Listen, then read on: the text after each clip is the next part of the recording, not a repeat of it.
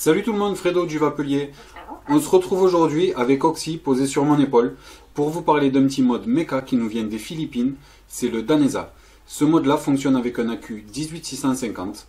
Son top cap est en connexion hybride, c'est là qu'il va y avoir quelques particularités. Du temps pour moi de mettre ça en place en gros plan et on voit tout ça de plus près. A tout de suite. Me revoilà en gros plan pour vous parler du mode en question. Lorsque vous recevrez votre nouveau jouet chez vous, il sera conditionné dans une pochette. Cette pochette-là aura l'étiquette avec le numéro de série correspondant au mode qui se trouve à l'intérieur du sachet. Allez, nous l'ouvrons.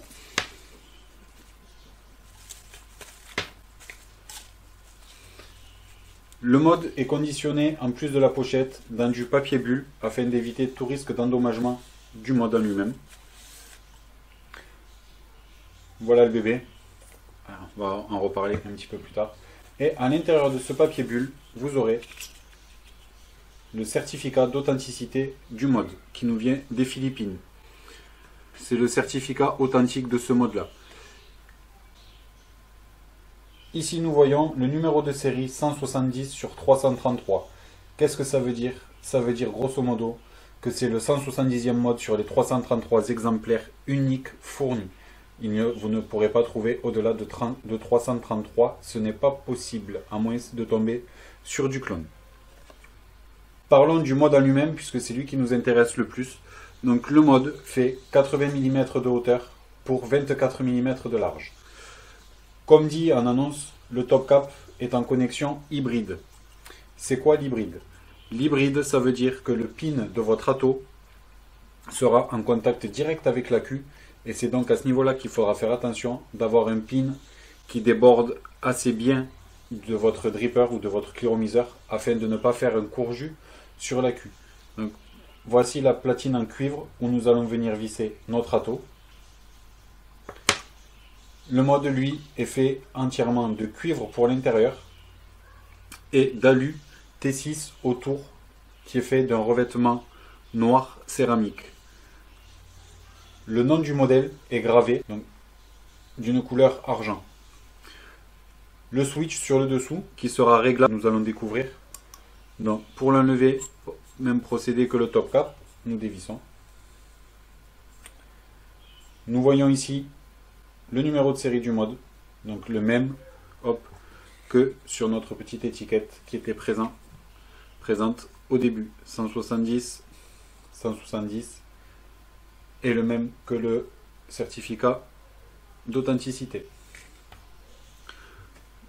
Nous voyons l'intérieur du tube fait de cuivre, le pourtour en alu.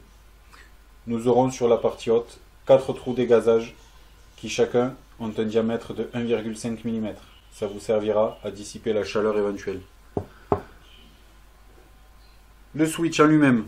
Donc nous avons une petite platine en Delrin ici. Ici, le contacteur négatif que vous pourrez régler juste en le dévissant pour régler la course du switch, si on la veut plus ou moins longue à l'appréciation de chacun.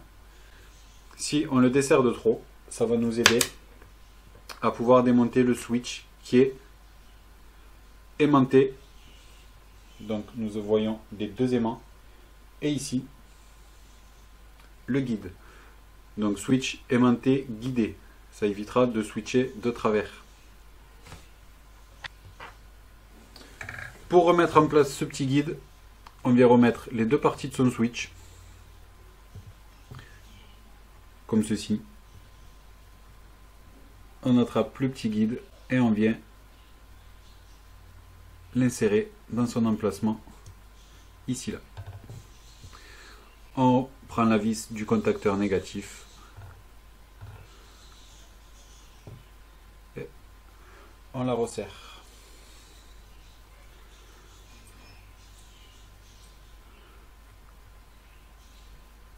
Voilà.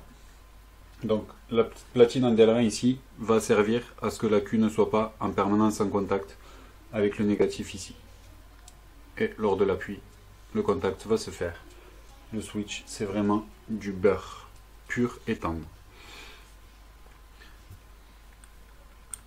Donc, au moment de l'insertion de l'accu et de son atto, vous voyez que je n'ai pas resserré le switch entièrement.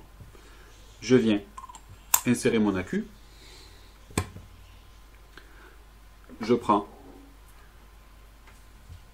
mon dripper. Je le visse lui en premier sur la platine.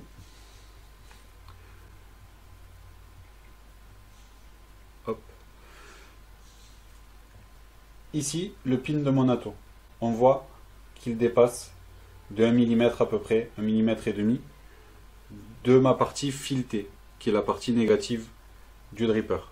Donc c'est à ça qu'il faut faire attention pour vous assurer que votre claireau ou dripper soit compatible avec la connexion hybride. Car si le positif vient à toucher le négatif ici, ça va vous faire mal au doigt. Donc je viens serrer ma platine avec mon dripper dessus. Et à ce moment-là, je viens resserrer mon switch. Alors pourquoi d'abord visser l'atto en haut en ayant le switch desserré? Tout simplement pour pas que l'accu ne soit en contact directement avec mon atto. Ça va éviter toutes les mauvaises manipulations. Et ainsi, si l'atto bouge un petit peu sur la platine, ben le négatif ne touchera pas l'accu et vous serez en toute sécurité. Pour procéder au retrait de votre dripper, vous faites la même chose. Desserrez votre switch pour qu'il puisse y avoir du jeu. Et ensuite, vous procédez au dévissage. Tout ça pour éviter les mauvaises manipulations.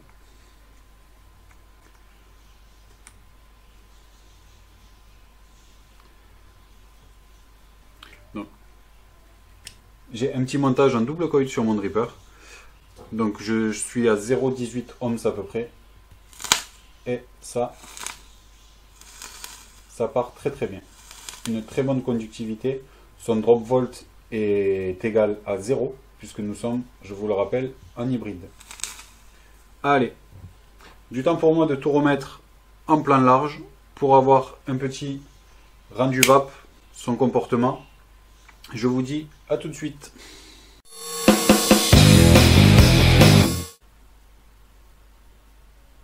Allez, nous revoilà en plan large pour conclure la revue.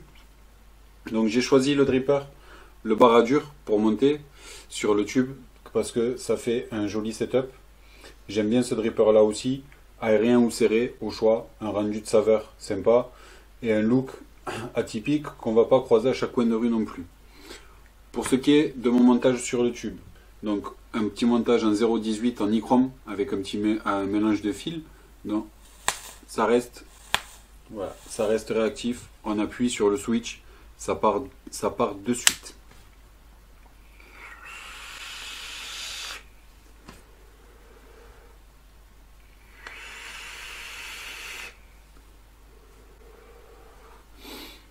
La vape est ronde, généreuse, abondante. Sur un mode méca, on ne va pas pouvoir régler la puissance. C'est plus ou moins vous qui allez déterminer la puissance à laquelle vous voulez vaper en réalisant votre montage.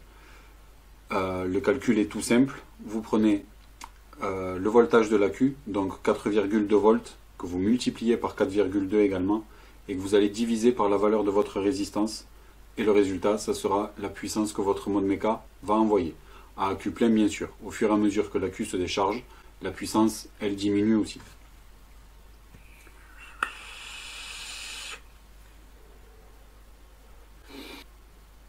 Petite synthèse rapide du mode. Donc 24 mm de large, 80 mm de haut, un poids de 108 g sans accu, 152 g avec accu, 4 trous de dégazage sur la partie haute, une connexion hybride, un switch aimant avec un guide.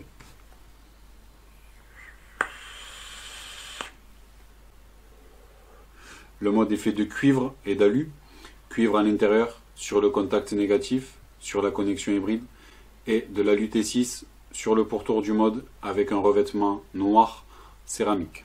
333 pièces dans le mode, un prix de 135 €. Le prix peut paraître élevé, pour un mode à 333 exemplaires, ça vaut le coup quand même si on est un collectionneur ou si le mode nous plaît tout simplement. C'est pas un mode que vous allez trouver à chaque coin de rue. Le point positif pour le mode, ça va être son élégance, puisque si comme moi, vous aimez bien, voilà, c'est sobre, c'est discret. Ça sera également son poids, qui n'est pas trop lourd, et ça va être sa rareté également. Les points négatifs, j'en vois pas personnellement, mais en me mettant à la place d'une personne qui veut débuter sur du mode méca, c'est la connexion hybride qui va pouvoir rebuter certaines personnes. Chose que je conçois tout à fait, avec tout ce qu'on peut entendre à la télé, ce qu'on peut voir sur différents groupes Facebook.